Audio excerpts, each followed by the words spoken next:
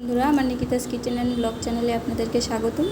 আজ বৃহস্পতিবার, নিরামিষ সব খাবার দাবার কী আছে শেয়ার করব।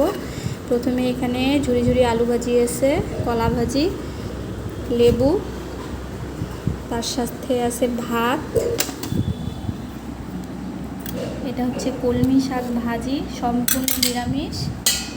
আর এটা হচ্ছে সয়াবিন, আলু, পটল দিয়ে একটা তরকারি, এটা আমার বড় মেয়ের তরকারি।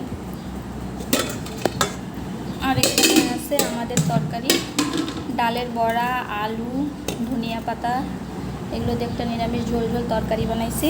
আর এখানে আছে হচ্ছে কালো জিরার চাটনি, সম্পূর্ণ নিরামিষ। এগুলো ভালো লাগলে অবশ্যই সাবস্ক্রাইব করে বন্ধু হয়ে পাশে থাকবেন। আর এরকম আইডিয়া পেতে, নিত্য নতুন আইডিয়া পেতে অবশ্যই সাবস্ক্রাইব আর ফলো করে রাখবেন। আপনারাও এভাবে বাড়িতে সবাইকে বানিয়ে খাওয়াতে পারবেন। সম্পূর্ণ ভিডিও দেখার জন্য সবাইকে ধন্যবাদ।